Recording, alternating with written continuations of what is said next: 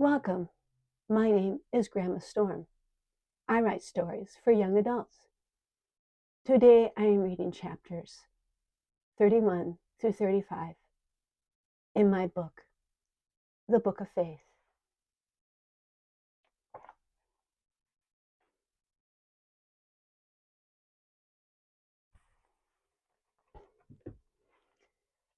Stephen directed Nicanor to carry Theophilus to the infirmary. All the giants were shocked by his condition. He thought he presented a military presence worthy of a soldier of the king, but he did not seem to know his clothes were in tatters and his wounds were seeping.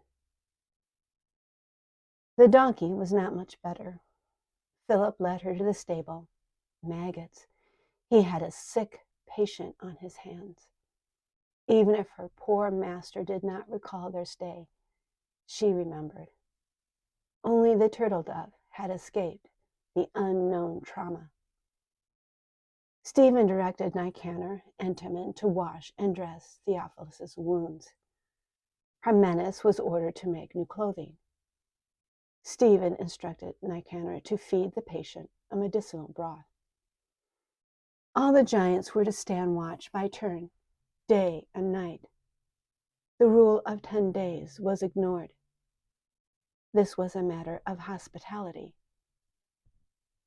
This was not a matter of hospitality, but a ministry of mercy. What became of Faith? A picture of the little one came to Stephen's mind. The slightest smile traced his face as he remembered her innocent ways. The smile died as he considered the possibilities. Despite his best efforts to think of logical circumstances that could produce a hopeful outcome, his mind would only form grim results. He considered the gifts she received on her last night in the fortress: the cloak, the seeds, the key, the stone, the book, and the pearl. He considered the song of prophecy Philip sang over her. What could it all mean? He was directed by the king to give her the gifts. Faith must have a purpose he could not understand. Stephen looked upon the injured man now lying in the infirmary. He stood, listening to the ragged breathing. With a sigh, he turned and walked away. As he left the room, he turned to the other giants. He signed, "Do not worry. Theophilus will not die." Out of the corner of his eye, Stephen saw a flutter of gray at the open window. He smiled, knowing the ways of the gentle creatures. The turtle dove was seeking someone. He hoped she would find her. 32. Tumbling into the embrace of her mothering tree, Faith fell onto the old grain sacks with a plop. Dry leaves drifted up and resettled. Faith disappeared under the leafy blanket and sank into a deep sleep. She began to dream. The dreams told stories of giants and Pa, Sonia and Anna. Dreams told stories about rocks that were bread and seeds that gave hope. Dreams showed her a key and what it unlocked. Dreams showed her a treasure of great price and what it could buy. Kerr was in her dream. She was glad to see him, but he ran away. The book appeared in her dream. As she read it, a twisting wind ripped it out of her hands and lifted it into the sky. A mighty blast shredded the book. Prochorus' precious artwork scattered. She saw herself running, trying to catch the pages, but could not. She sat on the ground to cry. As she sat, the leaves drifted down and bound themselves together once more. A child's voice said, "Take and read." In her dream, Faith opened the book and read, "Whosoever shall compel thee to go 1 mile, go with him twain." She woke up. The sky above was bright. The blanket of leaves fell away as Faith struggled to sit. She was safe. Skiva would never look for her here. When she last saw him, he was beating Old Scratch. Then she ran away, even though he commanded her to never run away from him. She did it. She hated Skiva. She hated Old Scratch. She never, ever wanted to see either of them ever again. She thought of that pot of blackberries. Old Scratch gave her just a spoonful. She was so hungry. There was nothing to eat at her mothering tree. Maybe she could slip back to the cottage and take food. It felt like stealing to think such thoughts, but she knew it wasn't. She helped plant the seeds. She helped weed and water. She gathered those berries from the wood. It was Pa's food and her food, not Skiva's or Old Scratch's. They were the thieves. But then she wasn't sure she could walk 3 steps, much less all the way back to the cottage. Then she remembered the rock. She was sure there was only 1 cake. She ate it at the cave. The memory of how good it tasted made her hungrier. Maybe there was still a crumb or 2. Maybe she could chew on the paper. Maybe there was some value in sucking on the rock. With a shaking hand, she found it in her pocket. With a push on the spring, the rock opened to reveal a cake. She rubbed her eyes. Was she really seeing it? Or was she dreaming again? Dreaming or not, she decided to eat it. The joy of food filled her mouth, slid down her throat, and swelled inside her. The sensation of the best meal she ever ate was just like in the cave. Grateful to the point of tears, Faith snapped the rock shut and slipped it into a pocket. Pulling herself to her feet, she found one of her clay pots filled to the brim with rainwater. The water was sweet, clear, and cold. She fell back into the leaves, sighed contentment, and allowed her thoughts to drift as they may. It was so curious.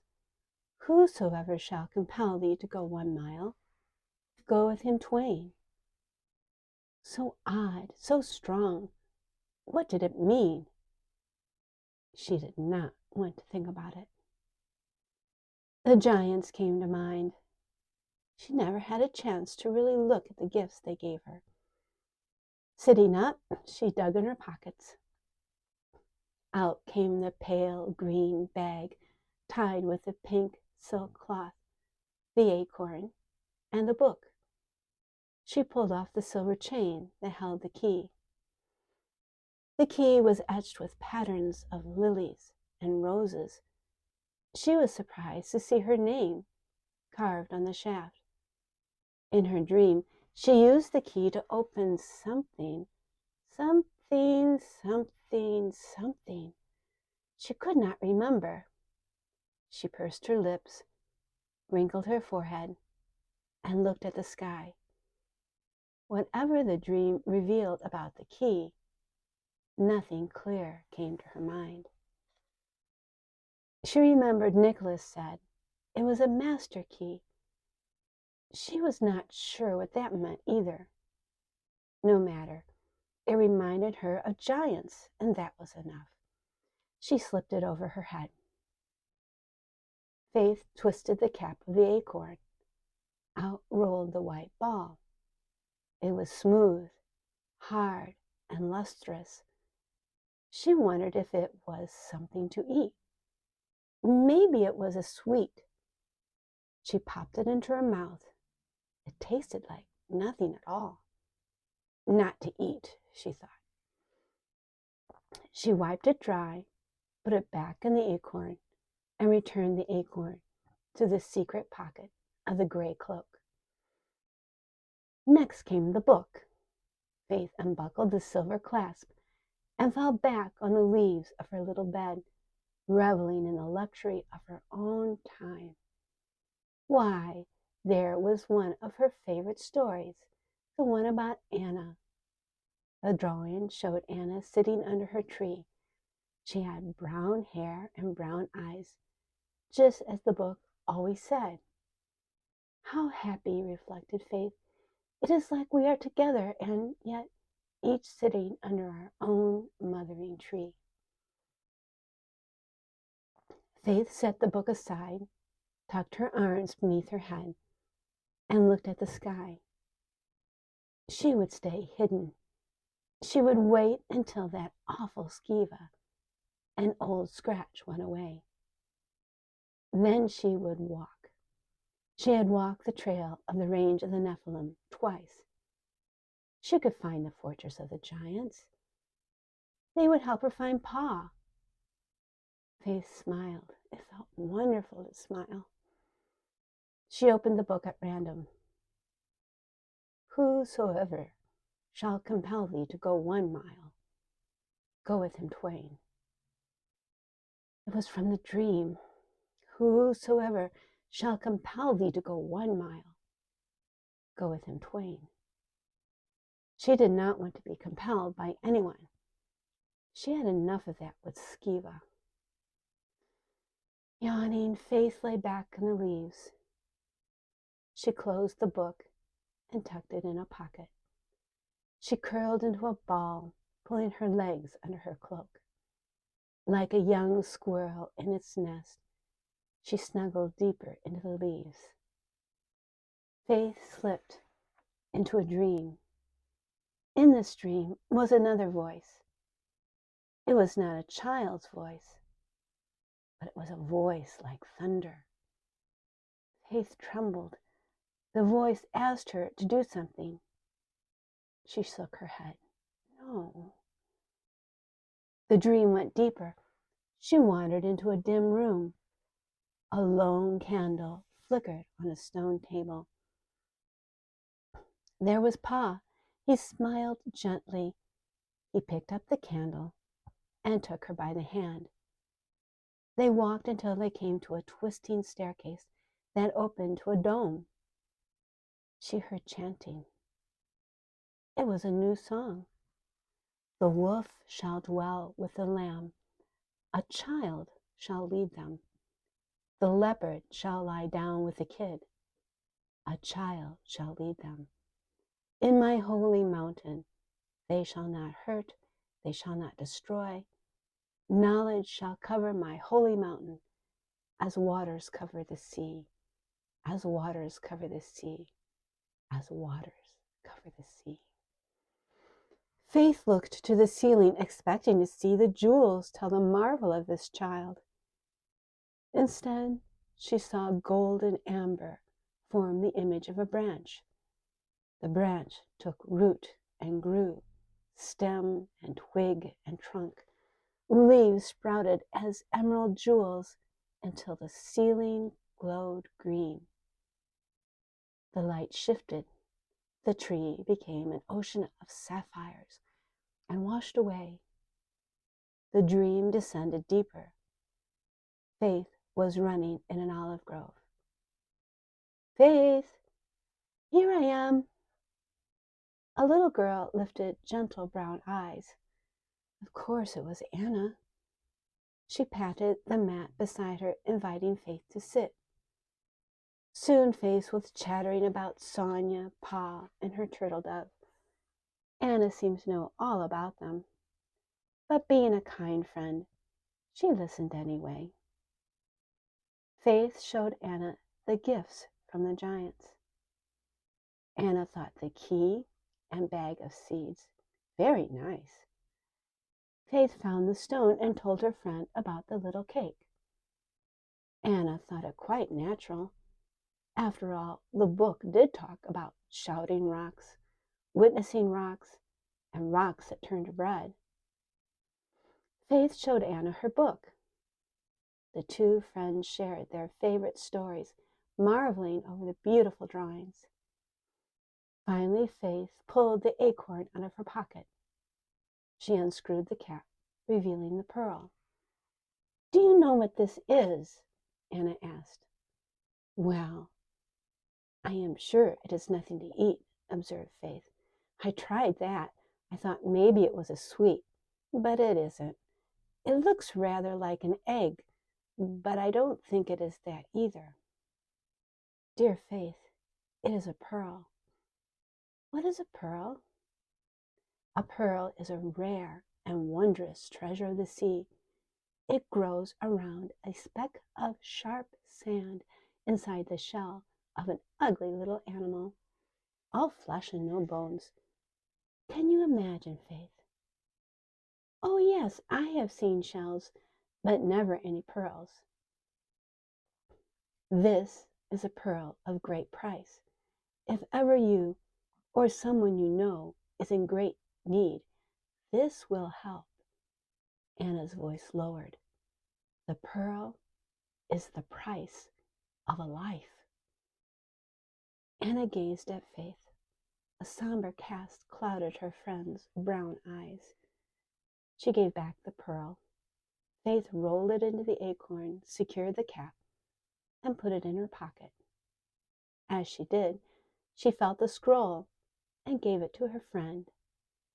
The golden rods gleamed in the dappled light filtering through the silver-green leaves. Turning the scroll over in her hand, Faith examined the blue linen bindings.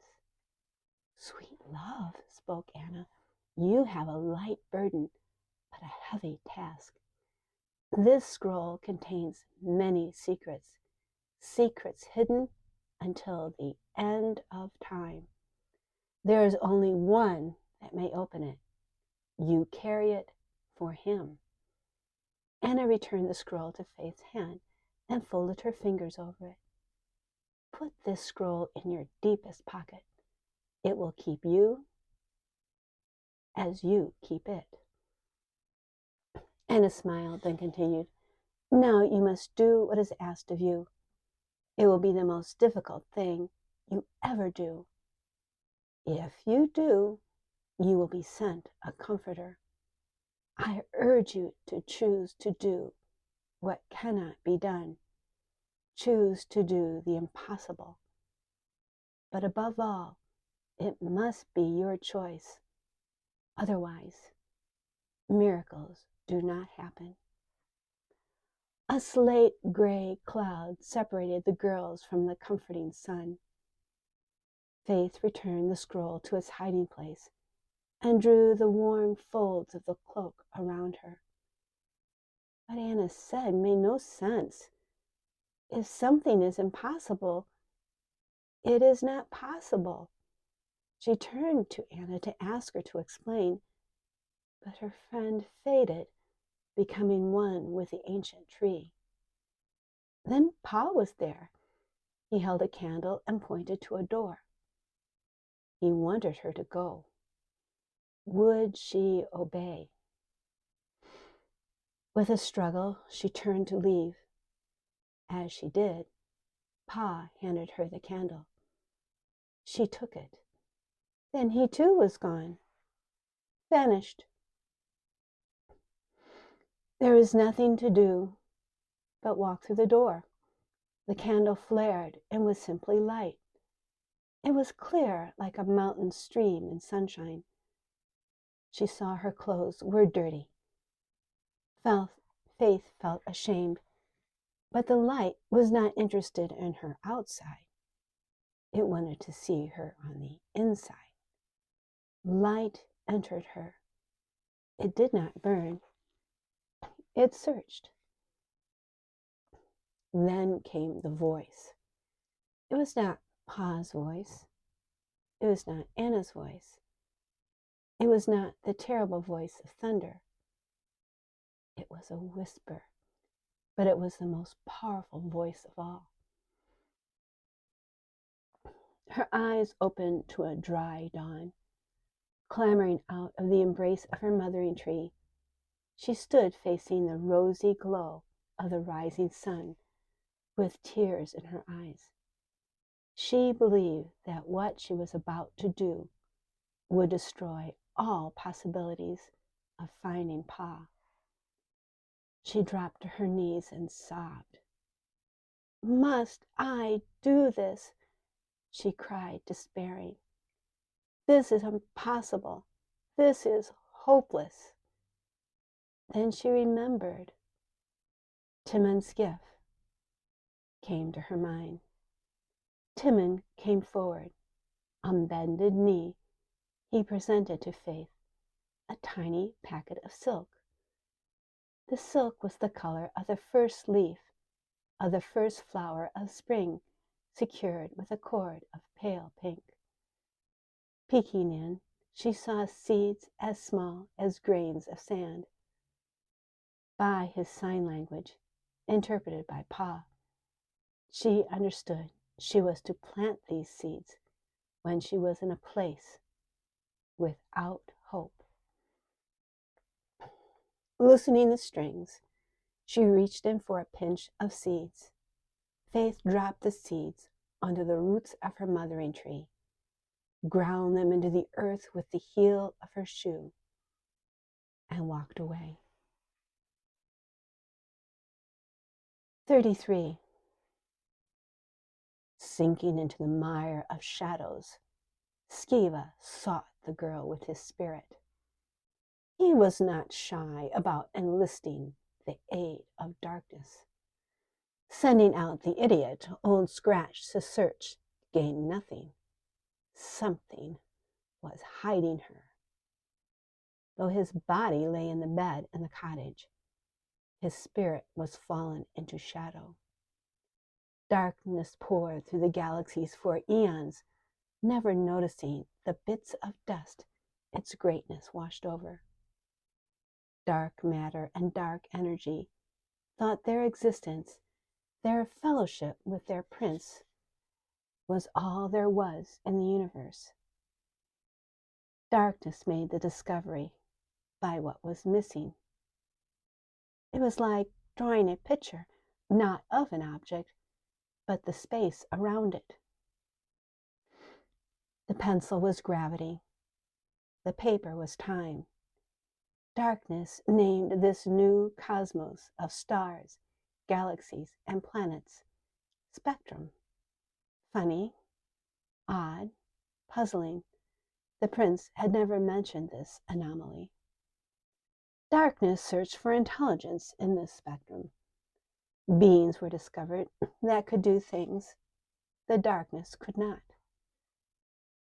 The creatures of the spectrum desired knowledge outside their realm. Darkness found gratification in certain ceremonies. Pride was a shared passion. Blood became currency. Accountability was established by laws and contracts. Both sides found satisfaction and profit. Since then, they worked in concert. Then darkness discovered time was thinning. Darkness consulted the prince. It was confirmed. To their mutual horror, they could do nothing about it. The spectrum was enlisted to stop the end. Contact between spectrum and darkness increased. Skiva learned at university how to communicate with this power. He was not shy to consult the darkness, but knowledge always came at a cost. "Ah, Skiva," rasped a dry voice, "we were expecting you." We know what you want, croaked another. The one named Faith, slithered a third. Yes, hissed through Skiva's teeth. We can deliver her, sang voices in foul chorus, but we require payment. Skiva considered his options, then answered, Want a fool to roast? Would you like him, body and soul? I can give you Old Scratch.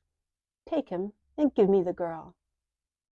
Nay, he is not yours to give. He belongs to another. Besides, you must be careful whom you label a fool. Who could Old Scratch possibly belong to? Skiva wondered. Who would want him? The pace of negotiations picked up. Whatever he offered, they rejected.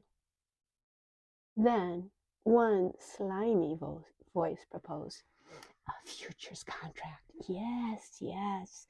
Let us make him promise a futures contract. Twittering, hissing, and gnashing of sharp teeth gnawed inside his skull. Yes, yes, you must agree to a futures contract. Your credit is good with us. We will give you what you want, chanted the shadows. Skiva was in the darkness too long. He was not sure his body was still breathing. He needed to surface. He turned it over in his mind. He had to have the girl. All his plans depended on her. He had no choice. Agreed. Just deliver the girl to me. Futures contract. How absurd. Whatever could that mean? He wondered if he could cheat darkness. Now that would be an achievement worthy of the name Skiva. He would worry about it later, after he was securely in the dear queen's court, basking in the glow of her favor. For hours his spirit rose. Far away, he sensed a drum beating. How odd. It turned out to be his heart. He became aware of breathing. His body was cold. Damn clanking! Who was making that noise? He sensed fire and the smell of something hot. That was worrisome. Black thinned, replaced by blurred images. He blinked and struggled to raise himself onto his elbows. Skiva believed. Firelight glowed about Faith as she stirred a pot of porridge over the wide hearth. Her clothes were clean and her hair was combed. The gold ribbon was no longer tied to her hair. Silhouetted by the flickering light, Old Scratch sat by her feet, holding a bowl. Skiva's eyes slid past this charming bit of domesticity and surveyed the room. Broken furniture was gone. The floor was swept. A candle was burning on the table. Packs for travel were stacked by the door. Gah! Choked Skiva as he fell back on the bed. Startled, the two by the fire turned and looked at the prostrate man. Faith filled Old Scratch's bowl and handed it to him. Setting aside the ladle, she walked over to Skiva. Get up and eat, ordered Faith. We start in the morning. 34. Fastening her cloak and shouldering her pack, Faith opened the cottage door and walked into a wonder of white. Overnight, the wood was transformed by cold mist into icy lacework, embroidering every twig with frost. She turned to climb the hill. At the grave, She fell to her knees. She tried to think of her mother, but as always, the memories snapped shut. Goodbye, Mama. I love you. I want you to be proud of me. I go to do the impossible. A lone, hopeless tear traced down her cheek. She considered the spot where it fell, melting the frost. Finding the silk sack, she unbound the pink cord and dropped a single seed onto the grave. She turned as Skiva and Old Scratch burst out of the cottage. Their coats flapped in the frosty damp as they hopped about, pulling on their boots. Faith pulled the cord, tucked the sack into her pocket, and stood to face them. "Hey!" yelled Skiva. "Where are you going?" "It is time to leave," replied the girl. "Go back and get your packs." "I am not taking my eye off you," hissed Skiva. "Scratch, go get those packs." "Yes, Skiva," mumbled Old Scratch as he hurried away. "Make sure you close the door," murmured Faith. "Scratch, make sure you close the door," screamed Skiva. "But don't lock it," whispered Faith. "Don't lock it," repeated Skiva at the top of his lungs. Faith looked into the face.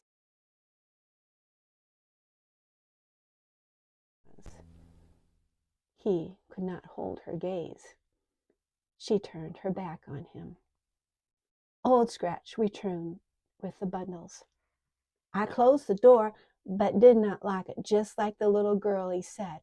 I got me the 2 packs, just like she told me to, Skiva." Skiva growled. He jerked a pack out of Scratch's hands and swung around to descend the hill. With the hill slick with frost, he lost his footing, wrenched his back, landed hard on his backside, slid down the hill, and slammed, spread eagle, into an inconveniently placed tree, wiggling like a spider freshly pinned in a collector's box. Skiva struggled to get up, pain shooting up his spine. Old Scratch's mouth hung open, gawking at the prostrate Skiva. "Get over here, you blasted fool, and help me." Old Scratch did as he was told, but not as quickly as he did the day before. Skiva was stunned. He should be master here. The girl must cower before him. Old Scratch should obey him, not her. He should be the one deciding what they would take and when they would go. Now his back was out. Just to verify, pain sprinted from tailbone to brain. Struggling to his feet, he saw the girl standing at the trail leading beyond the cottage to the western wood. Wincing, he forced his legs to carry him where she waited.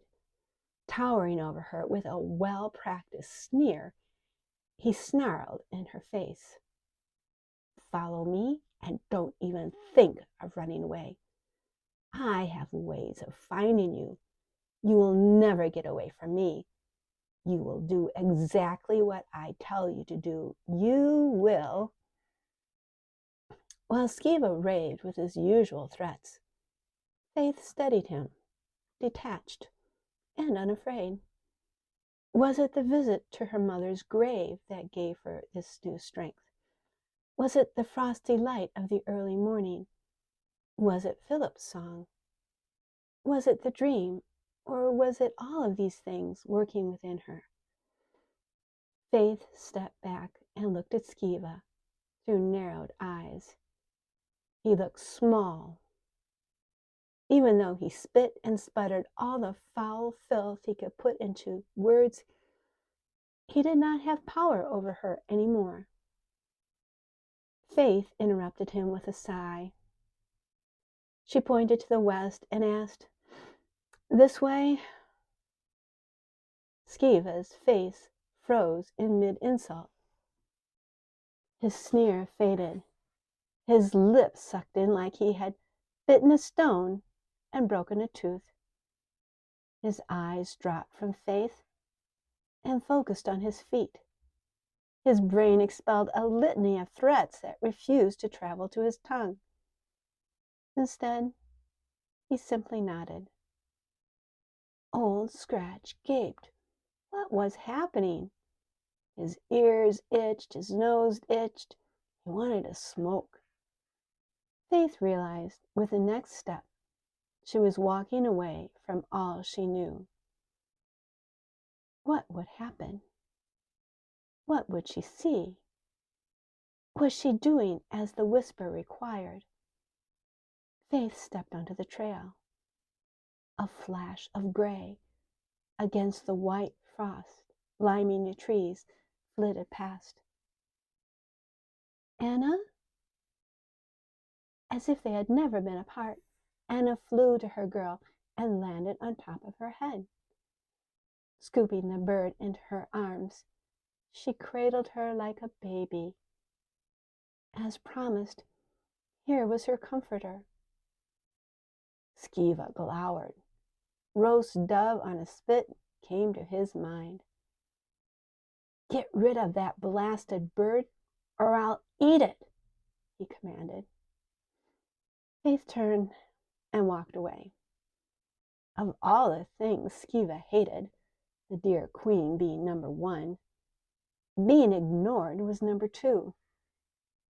The darkness was barely holding up its half of the bargain. A worm of worry wiggled in his brain over that futures contract. He dismissed it. Maybe he would revisit the deal later. Anyway, he had the girl. He found a stout stick to use as a crutch and hobbled after her. The travelers walked through old-growth forests, robed in white. Midday, the lacework vanished with an icy promise to return on the morrow. Skiva tried to overtake Faith, but his usual pace was hampered by that wrench to his back. The child led. Old Scratch followed. Skiva brought up the rear. "I's hungry," whined Old Scratch. "It is past noon," observed Faith as she looked at the sky. "We will rest here and eat." Skiva said nothing.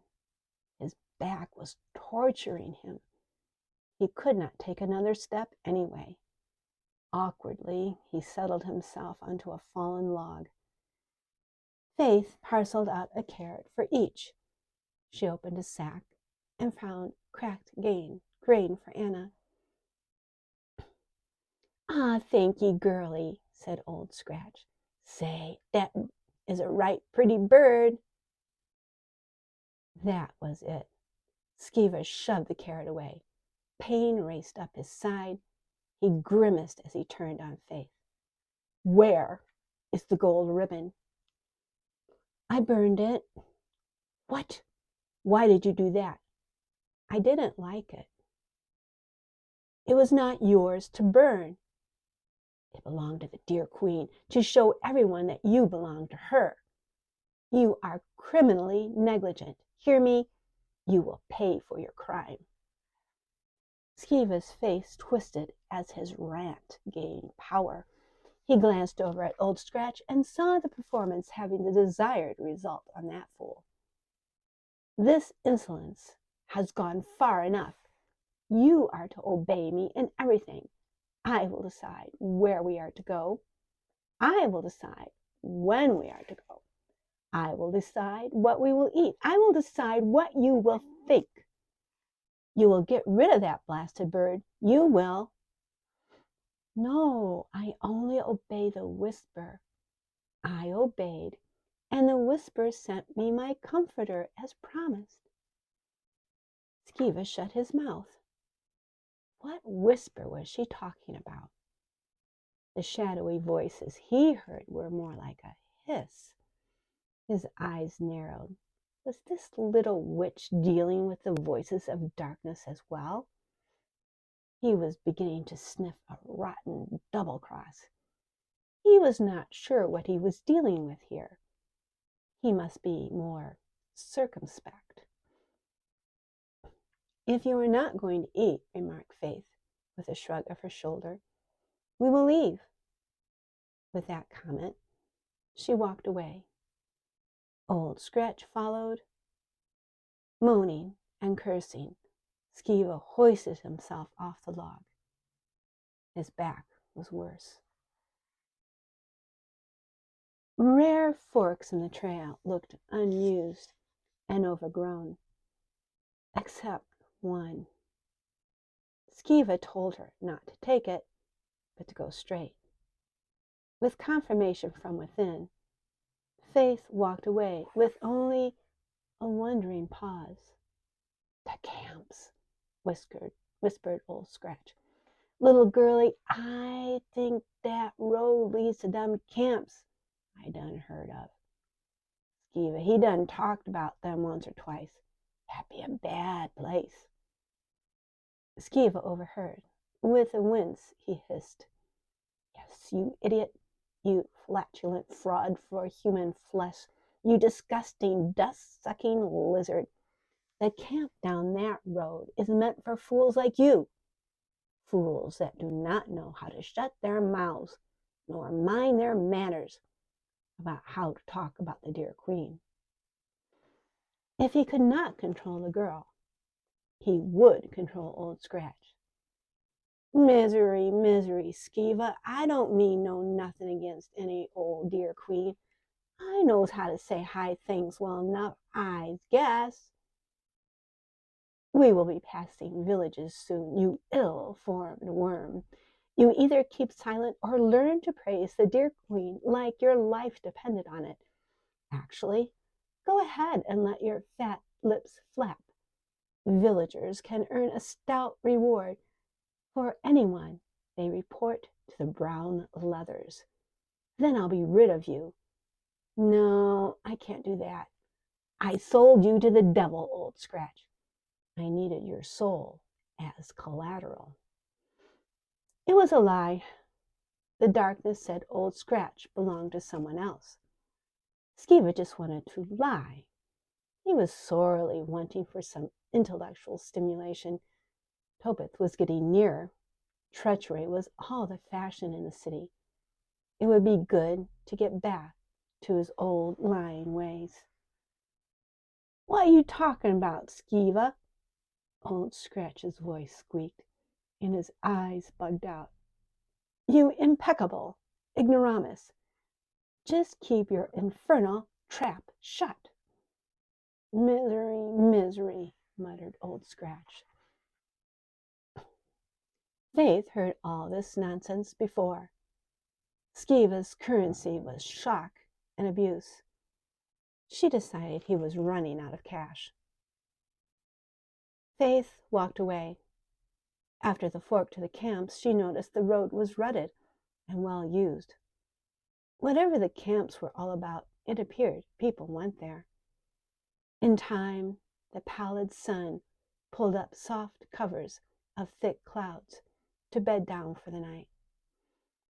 How wonderful to be wrapped in a cloud to sleep, thought Faith as she shivered.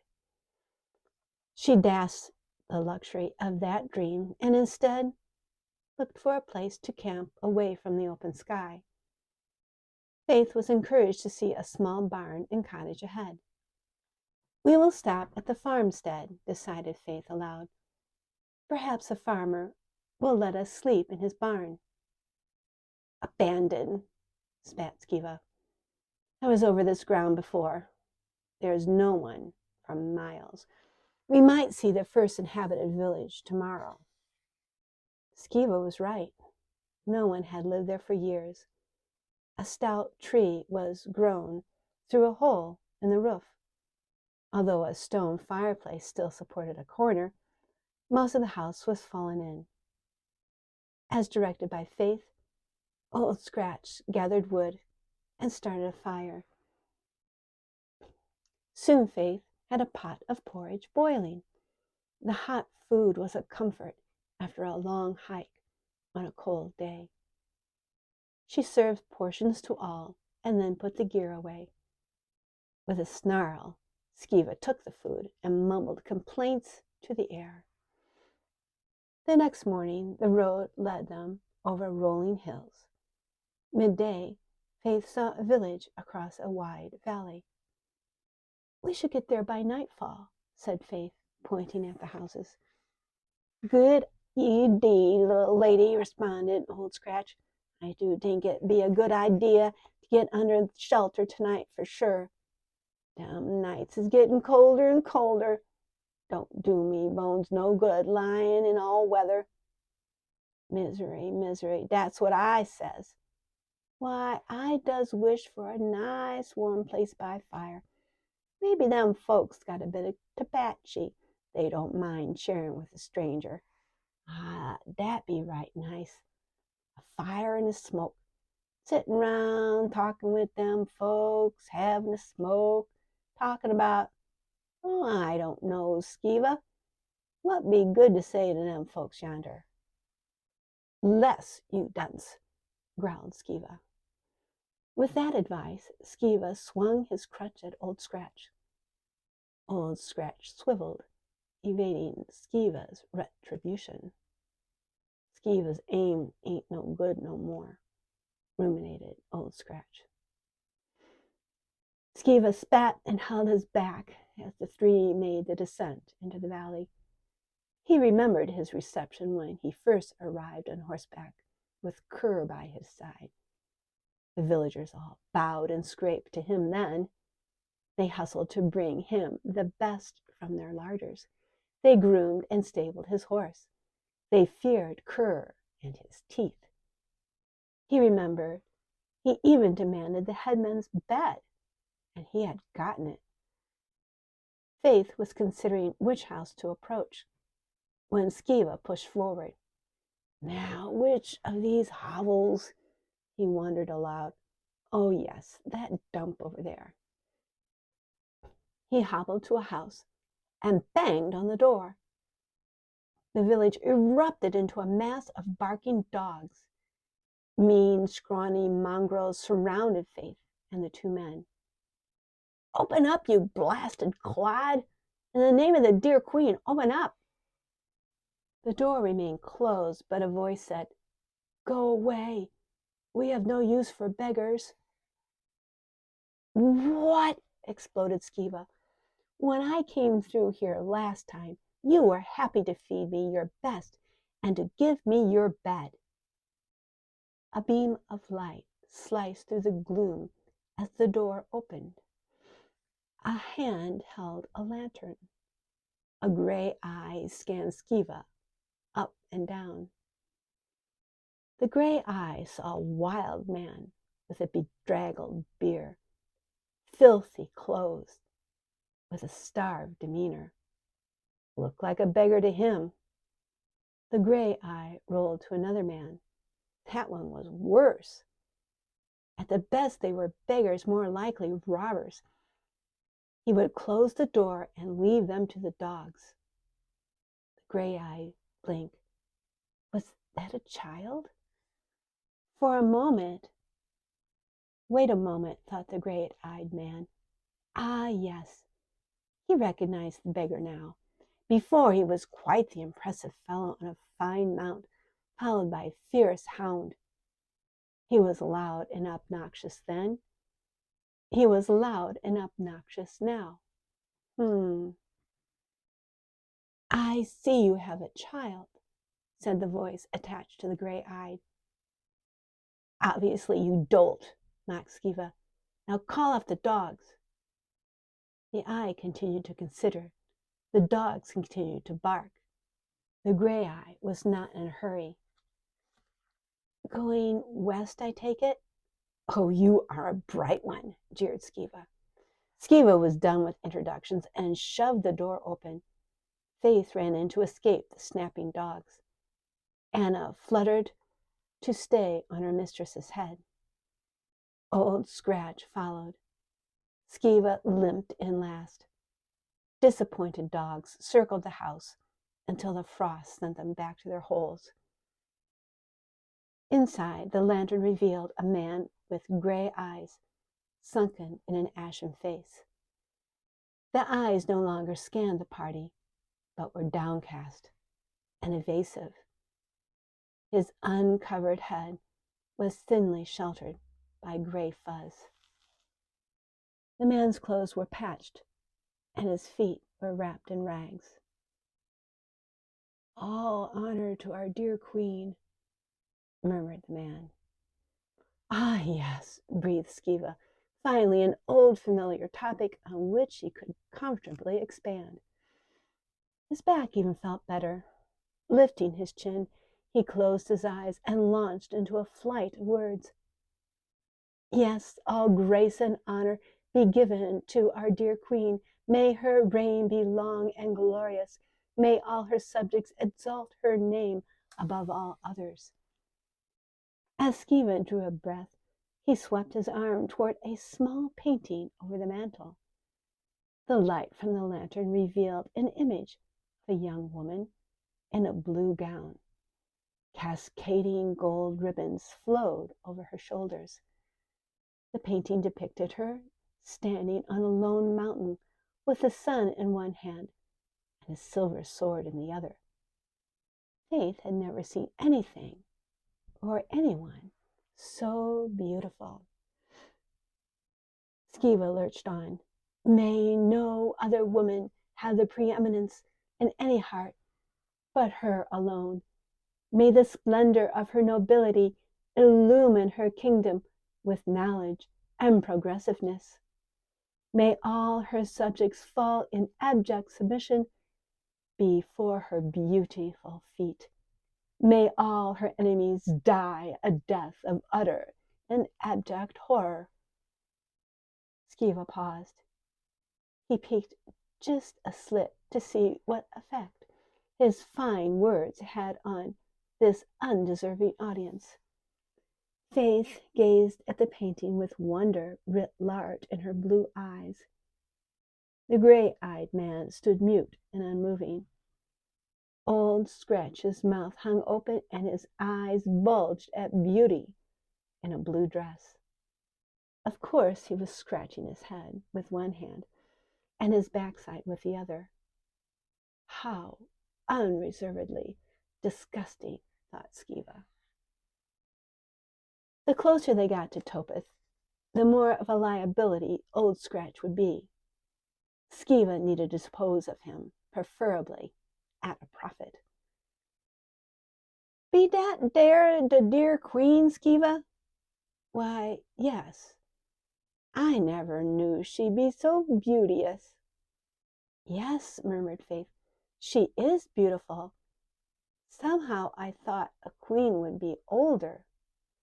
"Ah, yes, the ageless beauty of the dear queen, she who is above the physical degradation of the years, she who lives beyond time, she who delves into the secrets of the universe.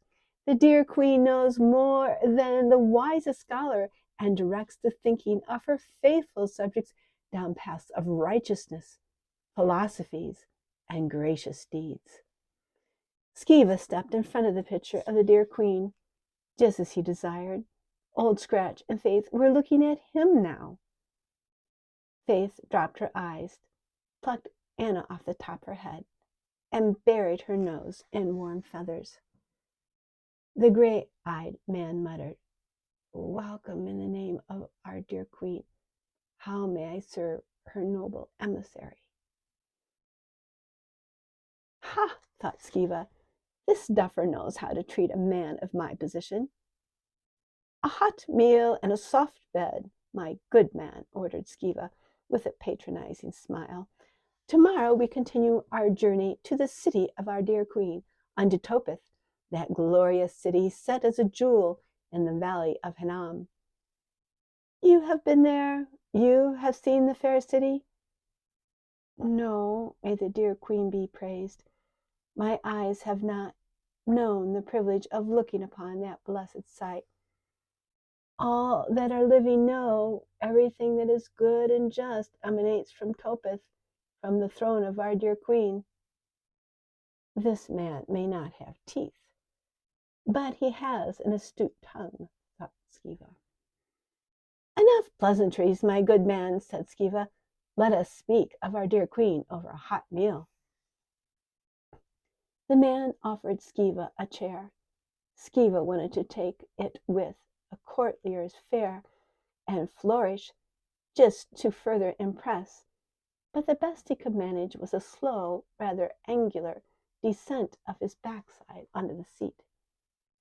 For Old Scratch, a stool was produced next to Skiva, who shoved it away. Old Scratch didn't notice the insult, but sat where the stool landed. But for Faith, the man pulled a small chair close to the fire in the hearth. He brought over a low stand to serve as a dainty table for her hot meal.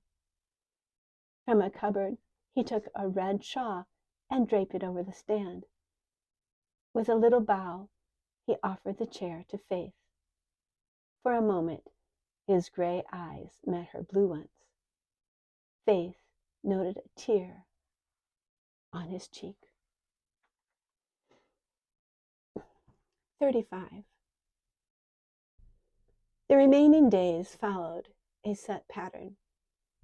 Overgrown fields, tumble-down barns, and abandoned cottages gave way to inhabited shacks.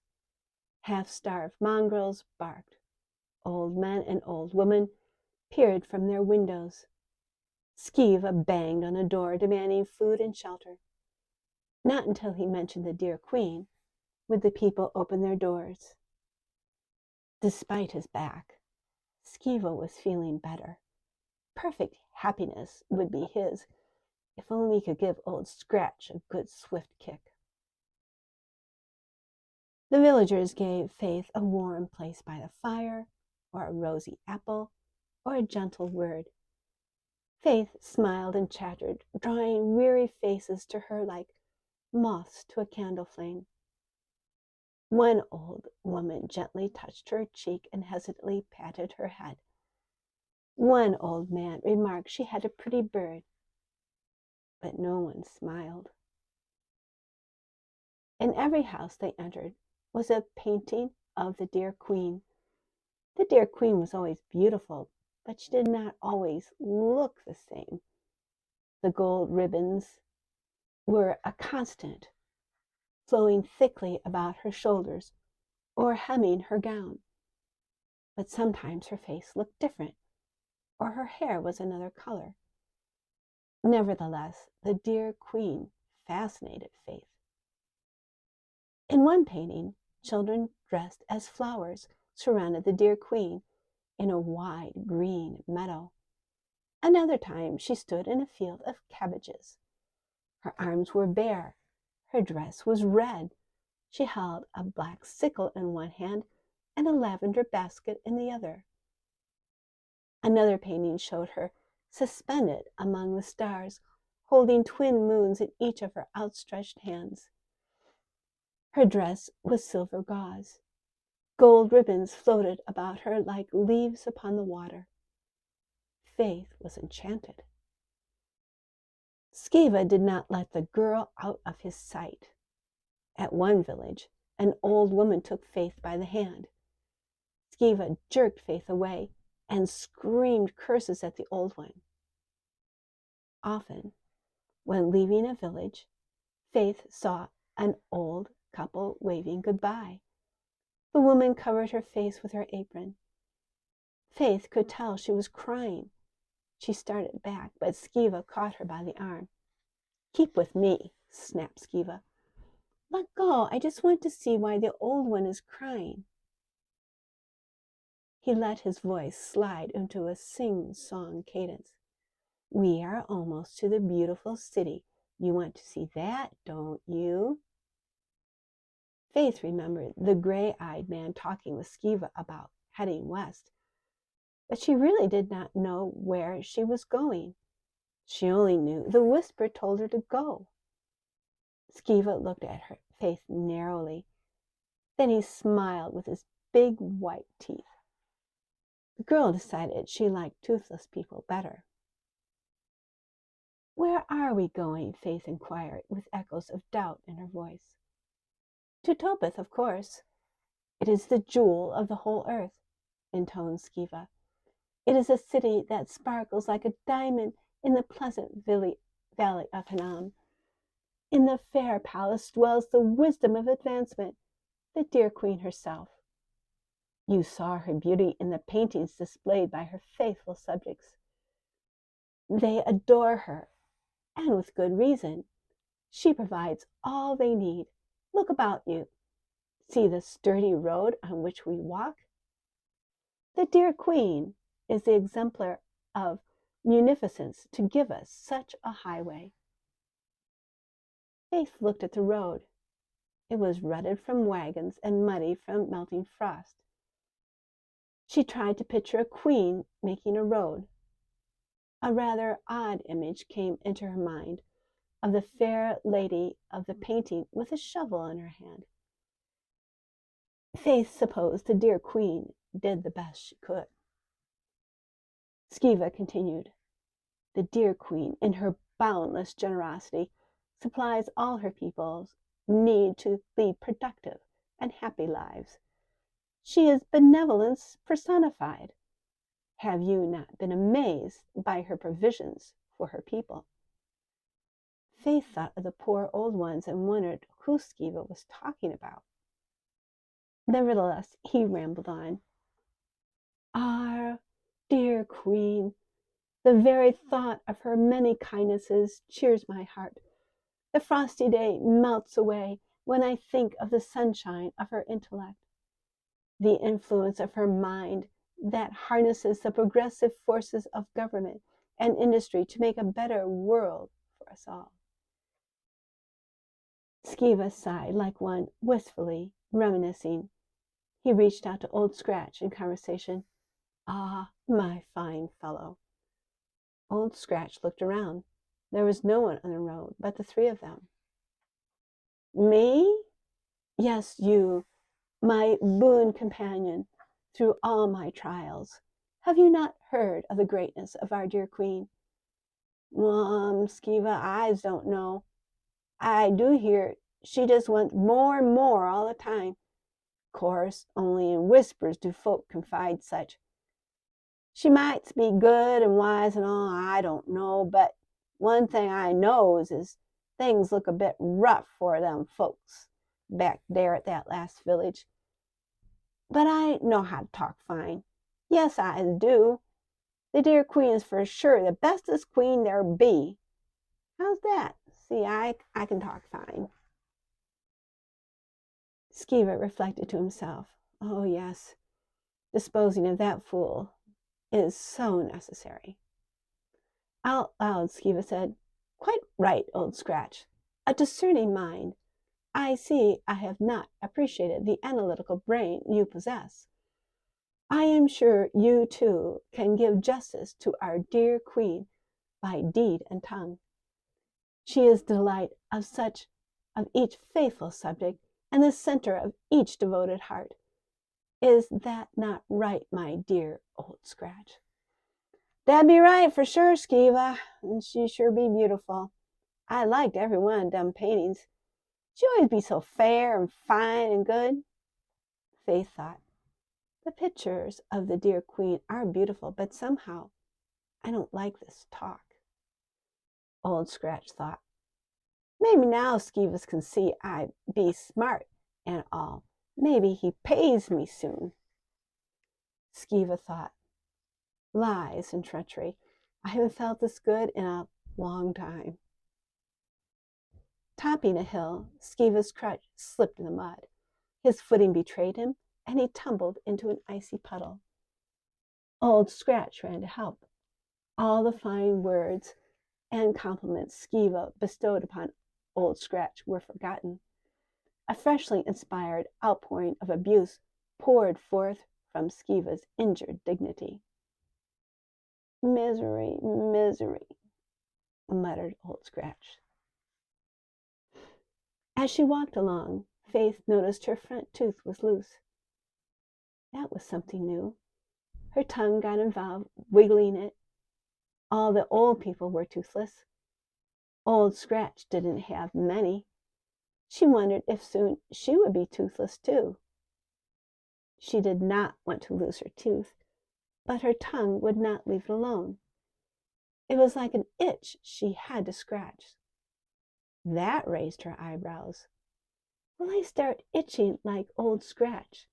Scratching and toothless, what would Pa think of me?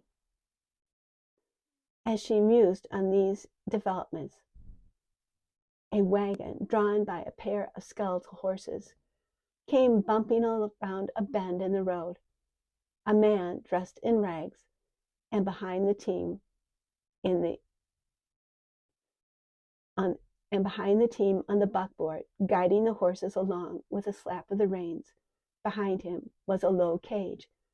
As they came closer, Faith saw there were people hunched inside, jolting along as the wagon swayed on the rutted road.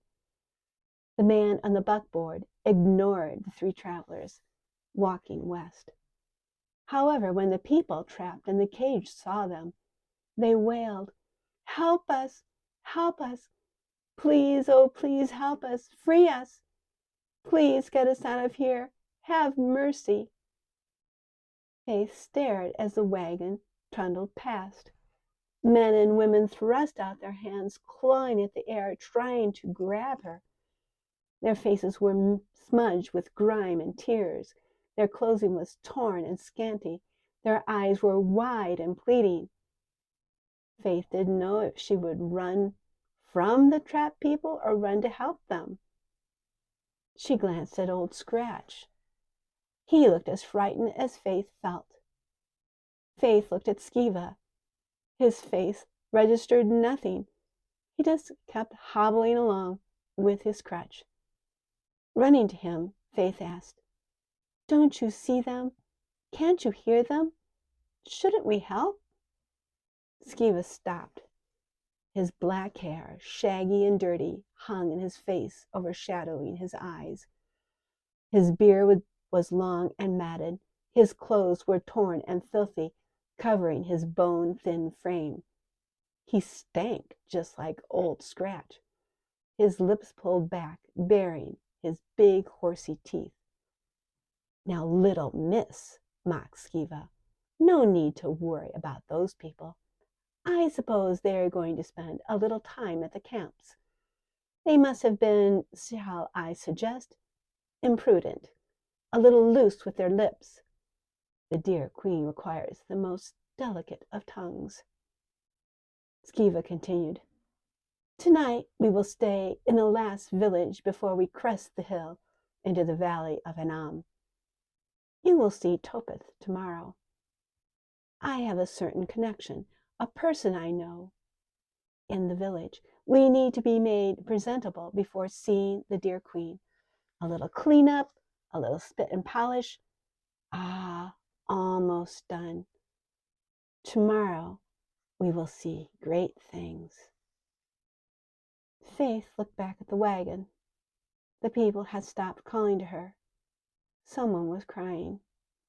Skiva's black eyes glinted and he muttered, "Yes, tomorrow we will see great things." Thank you for listening. To hear more of the story, please come back soon, or you may purchase your own copy on Amazon. Just follow the link below. Until next time.